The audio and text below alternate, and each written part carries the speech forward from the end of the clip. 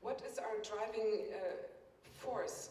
You must remember that Europe cannot intervene. You know, we will never fund a club.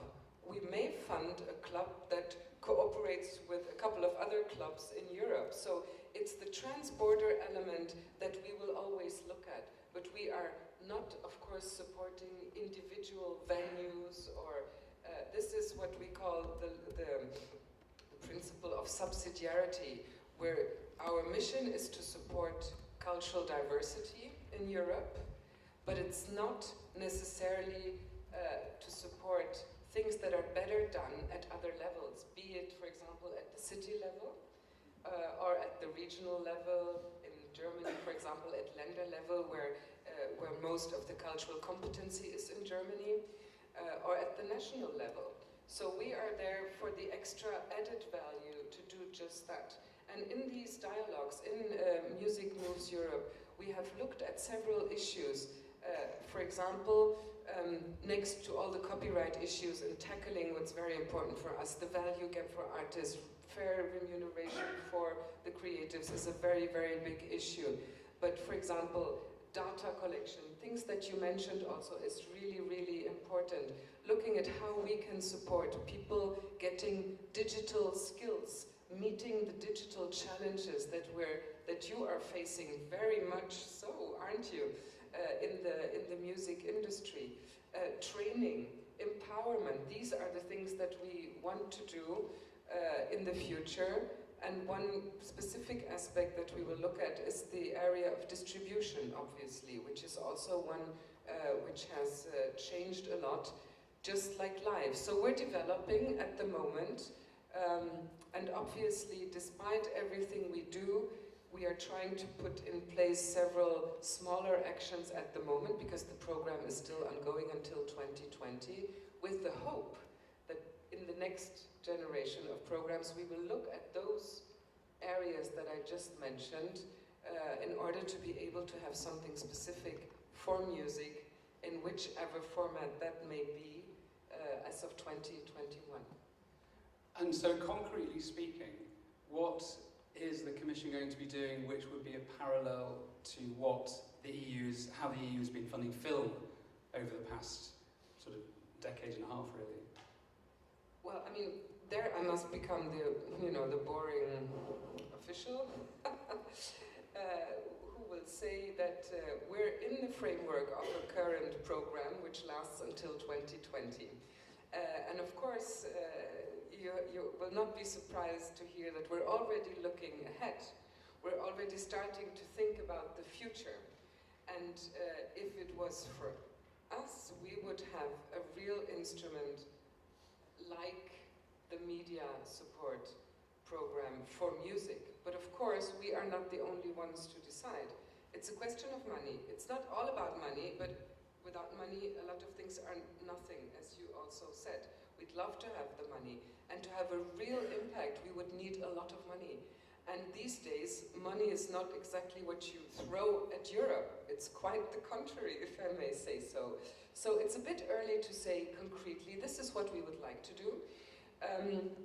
In the institutional framework, we are the ones that will table proposals. It's the member states and the European Parliament that take the decisions. So we can make good proposals, but then of course the legislator has to help us and endorse it, and then eventually also put the money where the mouth is. And I think we have some support, so we're working on it. So it's the beginning of the process, effectively. Great. Thank you, Barbara. We have a comment from the audience. If you'd like to introduce yourself first, please. Yeah, hi everybody. My name is Karl-Henrik. I'm an urban planner from Norway, Scandinavia. Anna Hildur, I would like to address a question to you. Perhaps we can learn from Reykjavik as well, not only from London. As I understand, in 2008 there was this major economic crisis in Iceland, and Iceland had to somehow reinvent itself and to push tourism, bringing much more tourists. Not only the hiking guys with these weatherproof jackets, but young, fresh people. And as I understand, there have been one or two very good marketing campaigns bringing people to Iceland. Reykjavik Loves, or one or two more campaigns. And I really loved them as well because they were fresh and in a visual way very good. And as I understand, the number of visitors and tourists getting to Iceland was skyrocketing afterwards. So would you like to give us some more details how to make advertisement and marketing campaigns to bring people to cities, not only in respect of music and culture, but in respect of making a city more vibrant and more attractive in a general way? So the marketing aspect, which could also promote right. and help music culture. Right. Yeah, Anna, any thoughts? Yes. Yeah, I was fortunate or unfortunate enough to be appointed the first director of Music Export Iceland 2007. And one of the banks was our sponsor and very generous with developing some projects for a year, and then everything collapsed. I was at Popcom in Germany. The credit cards of the Icelanders that were there didn't work. They were in total crisis. This was on Sky News, very dramatic. People came to hug me like I had lost a family friend. It was very dramatic. Similar feeling to the night to the morning when we woke up to the Brexit news in some ways. Different though. This was a country that was collapsing completely economically. People were going to lose a lot, individuals. Companies were going bust. And we didn't really see how we were going to go forward. Big money institutions and banks were going to own big parts of Iceland. There were some really kind of chilling thoughts about what was going to go on.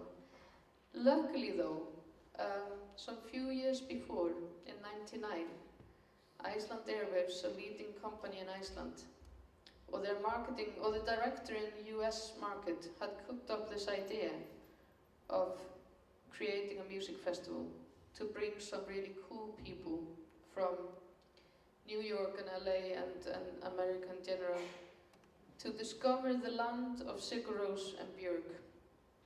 And of course this is all about storytelling, and all we do is about communication and storytelling. This was just a little party in an aeroplane hangar. I was brought in to really look at the brand and the brand value and connect the different cultures, building the bridge between the music community and the corporate culture of the airline. Because everywhere else, apart from the vision of this one director, people just wanted bumps on seats, bumps on seats. That was the only thing I was told at all my meetings, like, what can you do to create bumps on seats? And I was like, you need to connect with the culture, you need to bring the new digital media hipsters from London in here. They're not the Guardian, they're not the established cultural kind of media channels that you normally connect with. You need to connect with those who are the future of what we're doing. And that had happened all prior to this, and a lot else was happening in the cultural scene that actually saved the Icelandic economy. And it was really down to that we then went on to do a report about the value of the creative industries in 2010. It was published in 2011 actually, to show the economic figures and facts about this, to change and influence the debate on the value, because figures and statistics is what politicians understand. We realized as a sector we'd been bad in communicating it, and so the political system was still thinking in old traditional industries, as we had not been good at communicating the facts and the figures about it. And that then led to extraordinary recovery and a collaboration with the agencies that did this Inspired by Iceland campaigns. We all worked with them, and we had a special delegation. We would meet them on a monthly basis to strengthen the storytelling of this. Much to the success that we think now that maybe Iceland is victim of its success because it's innovated with tourism, but that's another story. It's a nice problem to have. But I was going to link that to what Barbara was saying. It's been absolutely a joy, and Barbara and her team in Brussels. I commend them for the work that they've done. They have reached out to us because as a European industry, we've not been good at initiating and uniting about the core issues of how we are changing. It's been the Commission that has reached out to us and asked us to come around the table and talk about these things. And I thank you, Barbara, and your team for doing that, because it's been immensely important for us internally to come together and understand the power in what we do and how we can continue. And then it's for the political system to set the framework, because political system can only set a framework. We are then to figure out how we distribute it and how we celebrate diversity. And I'm just gonna end this rant on the note that it's absolutely inspirational to be in this building and to see how Helen has really built bridges between communities in Estonia. And I know this because Estonia is a young democracy, and Iceland has been very kind of involved in and built really good friendship with Estonia. And it's been really inspiring to see how the bridges have been built and how diversity has been embraced. And I think we should really kind of think about, now that we have challenges in Europe, is how we embrace and celebrate the diversity, because that is the core essence of European identity.